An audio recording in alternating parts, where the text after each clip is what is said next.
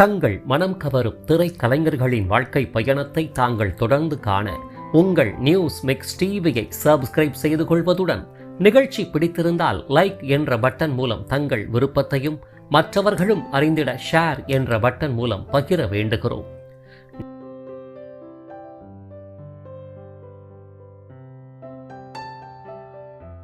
News mix TV தங்கள் அனைவரையும் அன்புடன் வரவேற்கிறது. சற்று நெடிந்த உயரத்திற்கு ஏற்ப ஆஜானு பாகுவான தோற்றப்பொலிவு, சதுர்முக வடிவிலான பரந்த முக அமைப்பில் அமைதி தவழும் சிறிய கண்கள் மட்டுமின்றி பிரத்யேக குரல் வளம் உள்ளிட்ட தோற்ற காரணிகளை தன்னகத்தை உடையவர்தான் கலை உலகிலும் அரசியல் வாழ்விலும் பெரிதளவில் ஜொலிக்க முடியாமல் மறைந்து போன காணல் நீர் நாயகர் எம்ஜிசி சுகுமார் ஆவார்.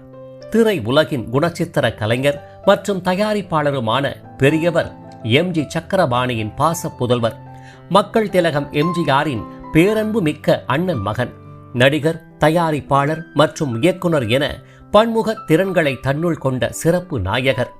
இப்பேற்பட்ட சிறப்புகளை தன்னகத்தே உடைய எம்ஜிசி சுகுமார் அவர்கள் எங்கு பிறந்தார், அவருடைய குடும்ப பின்னணி யாது, எவ்வாறு வளர்ந்தார், பொறியியல் மாணவரானவர் எப்படி கலைத்துறையில் கால் பதித்தார், முத்திரை பதித்த திரைப்படங்கள் யாவை, திரைக்கு வராத திரைப்படங்கள் என்னென்ன, 1980களின் காலகட்டத்தில் பரபரப்பாக பேசப்பட்ட மறைந்த ஃபடாஃபட் ஜெயலட்சுமியுடனான காதல் பயணம் முடிவுக்கு வந்த சூழல் யாது, யாரை மனம் புரிந்து கொண்டார், பிள்ளைகள் எத்தனை பேர், எதனால் எப்படி மறைந்தார் உள்ளிட்ட தொடர் கேள்விகளுக்கு விடையளிக்கும் அவர்தம் நினைவலைகள் கூறும் சிறப்பு வாழ்க்கை பயணத்தை தற்போது காண்போம்.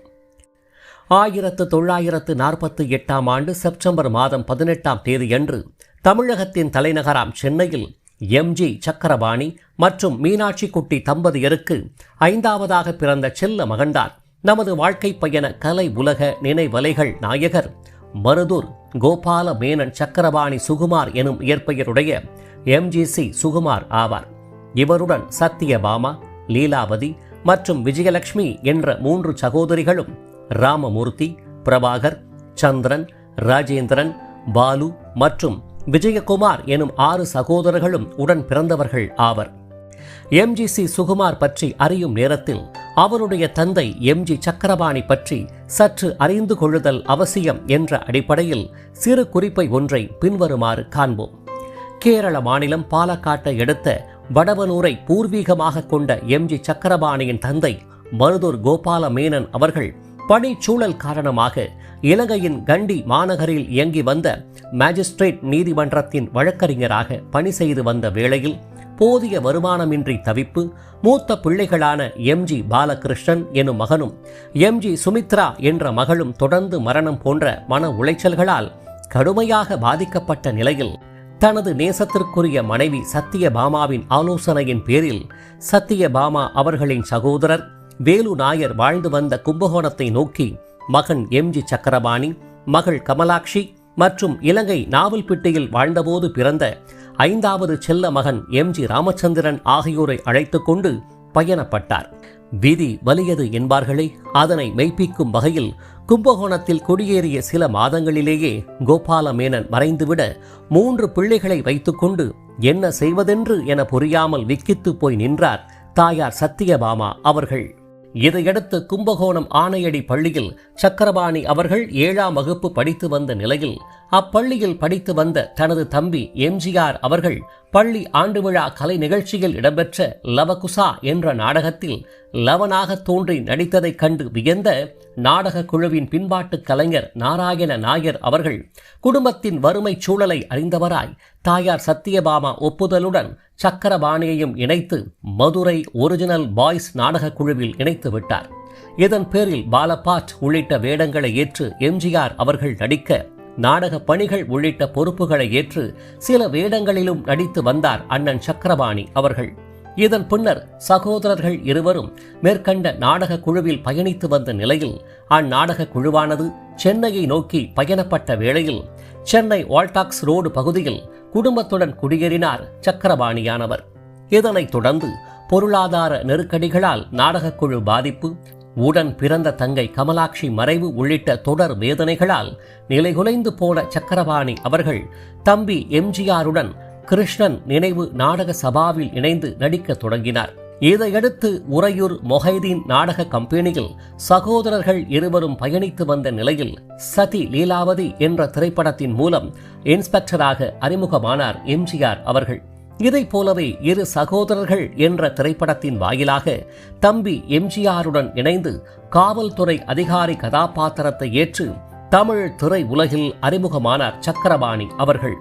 இவ்வாறு சக்கரபாணி அவர்களும் எம்ஜிஆர் அவர்களும் திரைத்துறையில் கால் பதித்து பயணித்து வந்த நிலையில் வசீகர தோற்ற பொலிவு, வாழ்ச்சண்டை, குதிரை ஏற்றம் போன்ற கலைகளில் நன்கு தேர்ச்சி பெற்ற எம்ஜிஆரை தமிழ் திரை உலகம் புகழின் உச்சாணி கொம்பில் அமர வைத்து அழகு பார்த்தது என்றே கூற வேண்டும். இது மட்டுமின்றி தனது தலைமையில் எம்ஜிஆர் நாடக மன்றத்தை நடத்தி வந்த சக்கரபாணி அவர்கள் இதன் பின்னர் எம்ஜிஆரின் திரை பயணம் மற்றும் அரசியல் வாழ்விற்கு பெரும் பக்கபலமாகவே விளங்கி வந்தார் என்றே கூற வேண்டும்.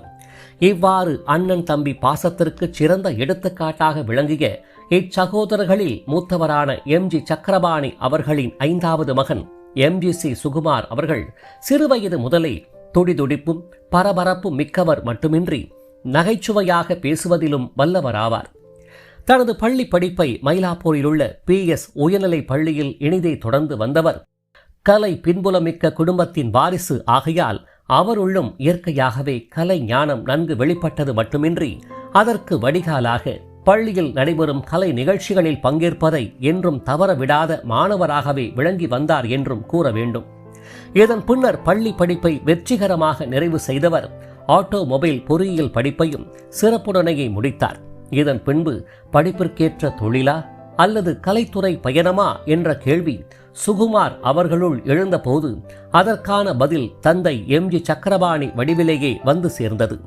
1967 சத்யராஜா பிக்சர்ஸ் தயாரிப்பில் மூத்த மகனான எம்ஜிசி ராமமூர்த்தியை தயாரிப்பாளராக்கி தன்னுடைய இயக்கத்தில் தம்பி எம்ஜிஆர் நடிப்பில் அரச கட்டளை என்ற திரைப்படத்தை தயாரித்து இயக்கிய எம்ஜி சக்கரபாணி அவர்கள் தங்களுடைய சத்யா படப்பிடிப்பு நிலையத்தில் பயிற்சி பெற்ற தனது மகன் எம்ஜிசி சுகுமார் அவர்களை நாயகனாக்கி பார்க்க வேண்டும் என்ற பேராவலில் மீனவன் மகன் என்ற பெயரில் திரைப்படம் ஒன்றை தயாரிக்க முற்பட்ட போது அக்கதையின் நாயகியாக கே பாலச்சந்தரின் அரங்கேற்றம் திரைப்புகழ் நாயகி பிரமிளா அவர்களை முதலில் ஒப்பந்தம் செய்து படப்பிடிப்பை ஆரம்பித்தார்.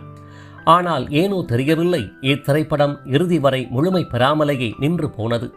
இதன் பின்னர் பிரமிளா அவர்கள் வாழையடி வாழை என்ற திரைப்படத்தின் வாயிலாக தமிழ் திரை உலகில் அறிமுகமானார். இதையடுத்து எம்ஜிசி சுகுமார் அவர்களின் முதல் திரைப்படமே வெளியாகாமல் நின்று போனதால் சென்டிமெண்டாக வருத்தத்தில் ஆழ்ந்து போன சக்கரபாணி அவர்கள் தனது சம்பந்தியான பிரபல திரைப்பட இயக்குனர் கே சங்கர் இயக்கத்தில் வெளியான திரைப்படம் வாயிலாக தனது மகனை தமிழ் திரை உலகில் அறிமுகப்படுத்தினார்.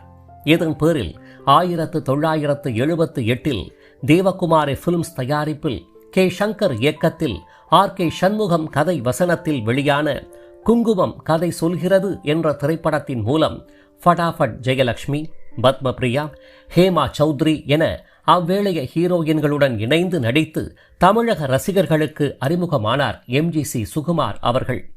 MS விஸ்வநாதன், வாலி பாடலிசை கூட்டணியில் வெளியான ஒரு புதிய பாடகன் உதயமாகிறான் என்ற பாடலை தனது சகோதரர் சுகுமாருக்காக P. சுசிலா அவர்களுடன் பாடி பின்னணி பாடகராக அறிமுகமானார் எம்ஜி சக்கரபாணியின் மற்றொரு மகனான எம்ஜிசி பாலு அவர்கள்.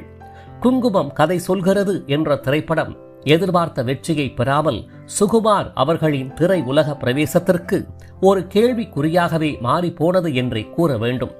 மக்கள் திலகம் எம்ஜிஆர் அவர்களும் தனது அண்ணன் மகனான எம்ஜிசி சுகுமாரின் திரை உலக பயணத்தை ஆதரிக்கவும் இல்லை, தடுக்கவும் இல்லை என்றுதான் கூற வேண்டும். தன்னுடைய அண்ணன் மகனாக இருந்தாலும் வெறும் சிபாரிசு என்ற பெயரில் பிரகாசிக்க இயலாது. அவரவர் திறமைகளை கொண்டு தங்களுக்கென்று ஒரு இடத்தை பிடிப்பதை சிறந்தது என எம்ஜிஆர் கூறியதாக அவ்வேளைய செய்திகளில் இக்கருத்து அடிக்கோலிட்டு வெளியானது. மக்கள் திலகம் எம்ஜிஆரின் அண்ணன் மகன் என்ற ஒற்றை புகழை தவிர தன்னுடைய சொந்த முயற்சியில் ஒரு ஹீரோவாகிவிட வேண்டும் என்ற பெரும் முனைப்பில் திரை உலகில் போராட தயாரானார் எம்ஜிசி சுகுமார் அவர்கள். இதையடுத்து பூர்ணிமா கிரியேஷன்ஸ் தயாரிப்பில் TK மோகன் இயக்கத்தில் வெளியான கரடி என்ற திரைப்படத்தின் மூலம் விஜயகீதா இணையாக மீண்டும் திரைத்துறையில் வலம் வர ஆரம்பித்தார் சுகுமார் அவர்கள். திரைப்படத்தின் தலைப்பை போன்றே கரடியே இப்படத்தின் இரண்டாம் கதாபாத்திரமாக பிரதானமாக வந்து போனது. இத்திரைப்படத்திலும் கங்கை அமரன் இசையில் சுகுமாரின் சகோதரர் பாலு அவர்கள் பாடல்களை பாடியுள்ளார். கரடி என்ற இத்திரைப்படமும் எம்ஜிசி சுகுமாரின் கலை வாழ்விற்கு போதிய ஆதரவை தராத நிலையில் தந்தை எம்ஜி சக்கரபாணியின் மைத்துனர், அதாவது தனது மாமா KN குஞ்சப்பன் தயாரிப்பில் துரை இயக்கத்தில் வெளியான பொற்காலம் என்ற திரைப்படத்திலும் சத்தியகலா, வனிதா, தேவி விஜயா, விஜயன், சுருளிராஜன், தேங்காய் சீனிவாசன் என சொல்லிக்கொண்டே போகும் அளவுக்கு திரை பட்டாளங்களுடன் கதையின் நாயகனாக சுகுமார் நடித்தும் பொற்காலம் திரைப்படம் வெற்றி பெறாத துயர் காலமாக அமைந்து விட்டதுதான் வேதனையாகும். இவ்வாறு எம்ஜிசி சுகுமார் அவர்கள் நடித்த 3 திரைப்படங்கள் வெளியாகி திரை உலக ஏற்றத்தை தராத நிலையில் நடிகன் குரல், மனம் மாறாத மல்லிகை மற்றும் துள்ளுவதோ இளமை உள்ளிட்ட திரைப்படங்களும் திரைக்கு வராமலேயே முடங்கிவிட்டது சோகத்தின் உச்சமாகும். இதன் பின்னர் திரை உலகிற்கு குட் பை கூறிவிட்டு தனது பணிகளை சிறப்புடன் மேற்கொண்டு வந்த சுகுமார் அவர்கள் சித்தப்பா எம்ஜிஆர் அவர்களின் மறைவிற்கு பின்னர் சித்தி VN ஜானகி அவர்கள் தமிழக முதல்வராக பொறுப்பேற்று தமிழக அரியணையில் அமர்ந்த போதும் சரி, அதன் பின்னர் அரசியலிலும் கால் பதித்து தேர்தலை சந்தித்த போதும் சரி, அவருக்கு ஆதரவாக கட்சி பணிகளில் தன்னை இணைத்துக் கொண்டு வலம் வந்தவர் அரசியலிலும் பெரிதளவில் ஜொலிக்க முடியாமல் தான் போனார் என்றே கூற வேண்டும். மறைந்த முன்னாள் முதல்வர் கருணாநிதியின் மூத்த மகன் மு.க. முத்து அவர்கள் எம்ஜிஆரை போல பிரதிபலிக்க முயன்று முன்னணி நாயகராக எவ்வாறு நிலைபெற முடியாமல் போனாரோ அதை போலவே எம்ஜிஆரின் அண்ணன் மகனாக, இரத்த சம்பந்த உறவாக, மக்கள் திலகத்தின் குடும்பத்தில் தோன்றிய ஒரே கலை வாரிசான எம்ஜிசி சுகுமார் அவர்களும் எம்ஜிஆரை சற்று பிரதிபலித்த நிலையில் அவரும் தமிழ் திரை உலகில் முன்னணி நாயகராக அல்லது அரசியல் வாழ்வில் உயரிய இடத்தை பிடிக்க முடியாமல் போனது ஆச்சரியமே.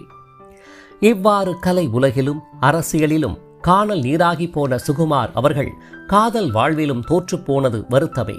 தன்னுடன் குங்குமம் கதை சொல்கிறது என்ற திரைப்படத்தில் கதையின் நாயகியாக இணைந்து நடித்த ஃபட்டாஃபட் ஜெயலட்சுமி அவர்களுடன் சுகுமாருக்கு ஏற்பட்ட நட்பானது பின்னர் நாட்களில் காதலாக மலர்ந்து மன வாழ்க்கையை நோக்கி பயணித்த வேளையில் ஏற்கனவே தனது பாசத்தம்பி எம்ஜிஆர் அவர்கள் VN ஜானகியை மணமுடிக்க விரும்பிய நிலையில் கடும் எதிர்ப்பை நன்கு தெரிவித்த அண்ணன் எம்ஜி சக்கரபாணி அவர்கள் தனது அன்பு மகனின் காதலுக்கு மட்டும் ஆதரவு தெரிவிப்பாரா என்ன? இந்நிகழ்வினால் குடும்பத்தினர் மத்தியில் எழுந்த கடும் கொந்தளிப்பை எடுத்து என்ன செய்வதென்று என புரியாமல் தவித்த எம்ஜிசி சுகுமார் அவர்கள் இவ்விஷயத்தை சற்று ஆற போடலாம் என எண்ணிய வேளையில் துரதிருஷ்டவசமாக ஃபட்டாஃபட் ஜெயலட்சுமி அவர்கள் எடுத்த முடிவுதான் அனைவரையும் நிலைகுலைய வைத்தது. அக்காலத்தில் எந்த பெற்றோர்தான் காதலுக்கு உடனே சம்மதம் தெரிவித்தார்கள்? இவர்களுக்கு முன் உதாரணமாக திகழ்ந்த காதல் தம்பதிகளான எம்ஜிஆர், VN ஜானகி போன்று சற்று பொறுமை காத்து எதிர்ப்பை சமாளித்து போராடி திருமணம் புரிந்ததைப் போல ஃபட்டாஃபட் ஜெயலட்சுமி அவர்களும் போராடி பெற்றோர்களின் ஆசீருடன் திருமணத்தை புரிந்திருக்கலாம். அல்லது முன்னணி நாயகியாக வலம் வந்தவர் திரை உலகில் தனது முழு கவனத்தையும் நன்கு செலுத்தி இக்காதல் வாழ்க்கையை முற்றிலும் தவிர்த்துவிட்டு தன் மனதிற்கு ஏற்றவாறு புதிய வாழ்க்கையை நோக்கி பயணித்திருக்கலாம். இதையெல்லாம் விடுத்து விலை மதிக்க முடியாத தனது இன்னுயிரை 1982 ஆண்டு ஜூன் மாதம் 19ஆம் தேதியன்று தற்கொலை மூலம் துறந்து மரணித்து போனதுதான் வேதனையின் கடும் உச்சமாகும். ஒரு அற்புதமான சிறந்த நாயகியை தென்னிந்திய திரை உலகமும் ரசிகர்களும் இழந்தது பெரும் வருத்தத்திற்குரிய நிகழ்வாகும். இந்நிகழ்வானது அக்காலகட்டங்களில் பெரும் பரபரப்பான பேசு பொருளாகித்தான் போனது. இதனைத் தொடர்ந்து காலங்கள் சற்று உருண்டோடிய நிலையில் பெற்றோர் பார்த்த மணப்பெண்ணான துளசி என்பவரை மனம் புரிந்து கொண்டார் எம்ஜிசி சுகுமார் அவர்கள். மேற்கண்ட தம்பதிகளுக்கு மேனகா என்ற மகளும் பிரதீப் என்ற மகனும் உள்ளனர். இதன் பின்னர் திரை உலக பயணம் மற்றும் அரசியல் வாழ்வு என பயணிக்காமல் தன்னுடைய குடும்பம், பாச பிள்ளைகள், பிரதான தொழில் என அமைதியான முறையில் பயணித்து வந்த சுகுமார் அவர்கள் இதய நோயால் கடுமையாக பாதிக்கப்பட்ட நிலையில் மருத்துவமனையில் அனுமதிக்கப்பட்டு உரிய சிகிச்சை பெற்று வந்த வேளையில் மீண்டு வந்து விடுவார் என குடும்பத்தினர் காத்திருந்த போதுதான் யாரும் எதிர்பாராத விதமாக 2009ஆம் ஆண்டு ஜனவரி 1ஆம் தேதியான ஆங்கில புத்தாண்டு தினத்தன்று தனது 61ஆம் வயதில் இப்புவி உலக வாழ்விலிருந்து முற்றிலும் விடைபெற்றார் எம்ஜிசி சுகுமார் அவர்கள். இவ்வாறு தனது சித்தப்பாவான எம்ஜிஆரை பிரதிபலித்தவரும் திரை உலகில் கலை நாயகராக வலம் வந்தவரும் தயாரிப்பாளர் மற்றும் பொறியாளர் என பன்முக திறன்களை தன்னுள் கொண்டவருமான எம்ஜிசி சுகுமார் அவர்கள் மறைந்தாலும் கலை பயணம் இப்புவி உலகில் உள்ளவரை அன்னாரது நினைவலைகள் பயணத்தை ஞாபகப்படுத்திக் கொண்டே இருக்கும் எனில் அதை மறுக்க இயலாது.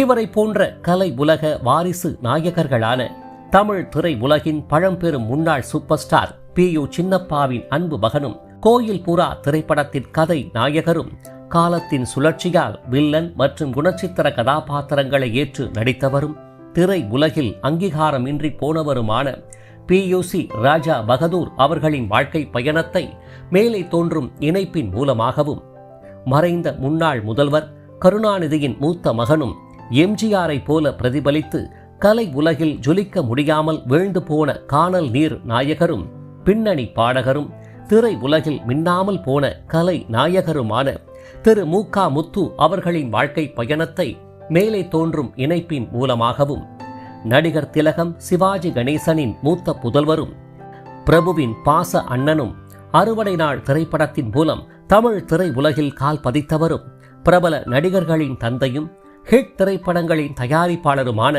திரு ராம்குமார் அவர்களின் வாழ்க்கை பயணத்தை மேலே தோன்றும் இணைப்பின் மூலமாக மட்டுமல்லாது தாங்கள் பார்த்து கொண்டிருக்கும் வீடியோவின் கீழே காணப்படும் டிஸ்கிரிப்ஷன் பகுதியில் பிரத்யேகமாக வழங்கப்பட்டுள்ள இணைப்புகள் வாயிலாக மேற்கண்ட கலை வாரிசு புதல்வர்களின் அரிய தகவல்கள் மற்றும் குடும்ப புகைப்படங்கள் நிறைந்த சிறப்பு வாழ்க்கை பயணத்தை தாங்கள் அனைவரும் முழுமையாக அறிந்து கொள்ளலாம். இவர்களைப் போன்ற மறக்க முடியாத கலை வாரிசு புதல்வர்களின் வாழ்க்கை பயணத்தை தாங்கள் தொடர்ந்து காண உங்கள் நியூஸ் மிக்ஸ் டிவியை சப்ஸ்கிரைப் செய்து கொள்வதுடன் பின்னர் வரும் பெல் பட்டனில் உள்ள ஆல் என்ற எழுத்தை தெரிவு செய்து கொண்டு தங்களின் விருப்பத்தை லைக் என்ற குறியீடு மூலமாகவும் கருத்துக்களை கமெண்ட் பாக்ஸ் வாயிலாகவும் பகிர வேண்டுகிறோம்.